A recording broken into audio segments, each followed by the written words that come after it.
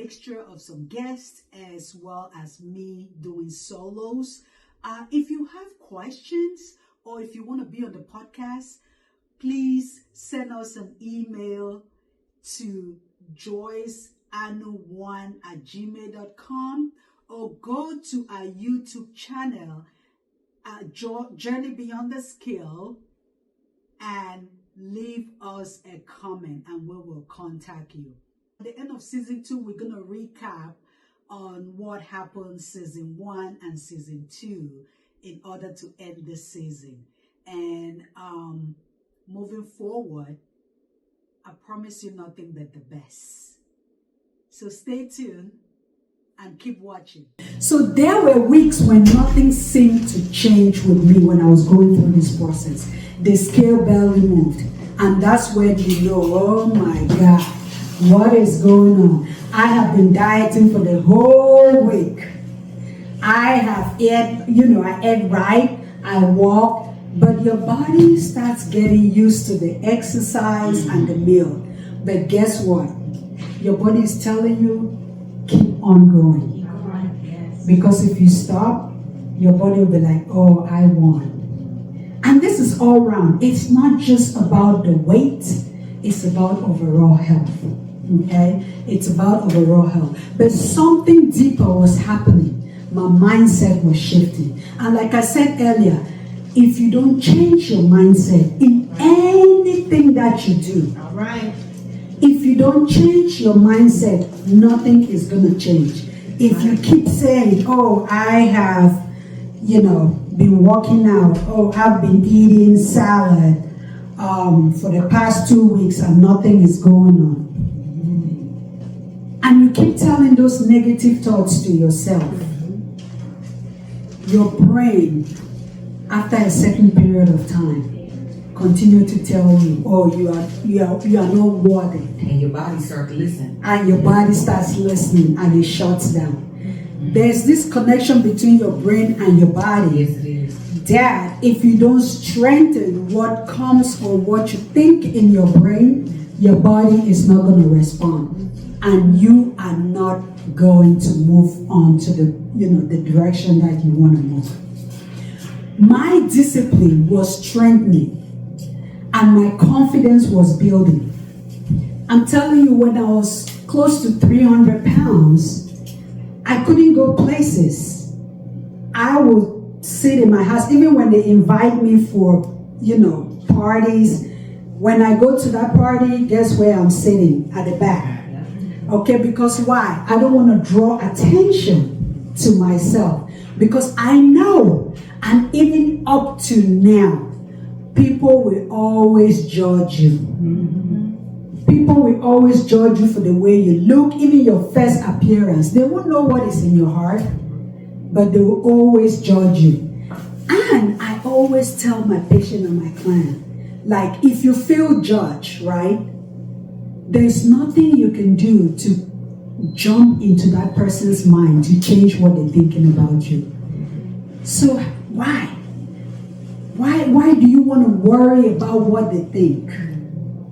But back then, I didn't think about that, okay? I was just so depressed in my own corner, and I'm like, oh God, how am I going to do this to get out of this so I can be at least, interact with people.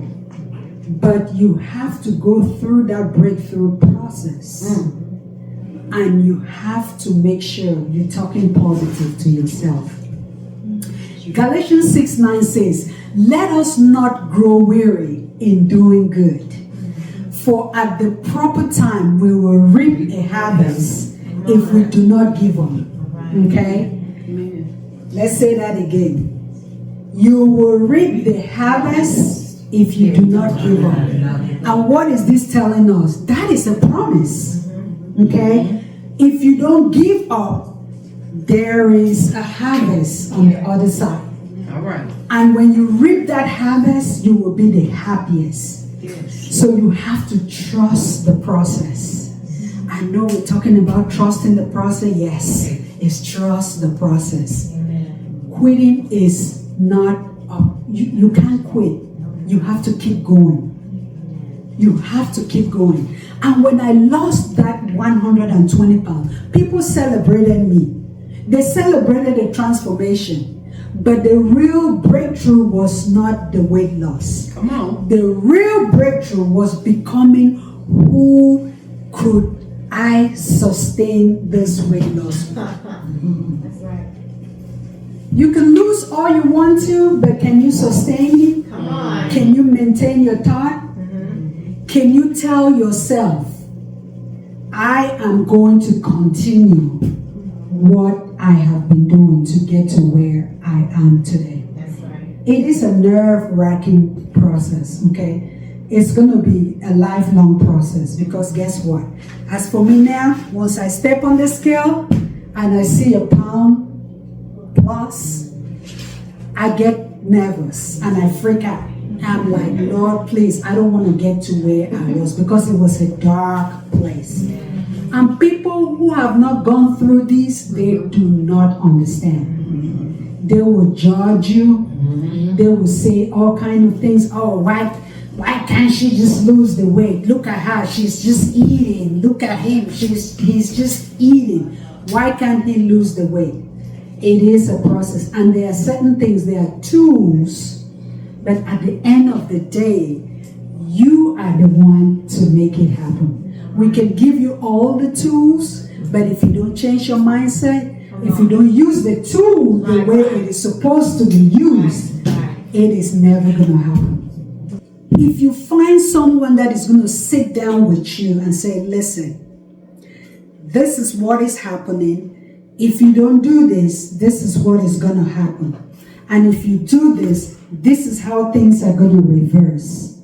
Okay? And that is how you sit with somebody in a humanly level and explain things to them. Okay? And let me just leave this with you guys. It says, the process you are tired of is the very thing preparing you. The process you are tired of is the very thing preparing you. Don't be tired of just walking. And it doesn't mean you have to go to the gym every single day. You can go up and down your stairs. And just your brain is going to tell you, oh, I'm exercising. It has to be purposeful. You can sit on your chair or in your couch in your living room and just do this. I'm telling you, you will be amazed of how many of this is going to help your muscle. And especially us women, when we go getting older and menopause kicks in and, all this hormonal changes, that is when you will realize your muscle needs you. Okay? And you need your muscle. So let's start to do our body good. Amen. And our body will thank us later, especially when we get sick. I just, one of my patients told me that, the mom just had a seizure, but she has been living right. And this woman is 70? That's what she said. She said, but the doctors told her recovery is really fast. Because why? She maintained that exercise, she maintained that lifestyle. And even if you get sick, we're not saying you might not get sick or anything, your body is going to recover much, much quicker than if you just leave your body. And I am not here to judge anybody. I have been there.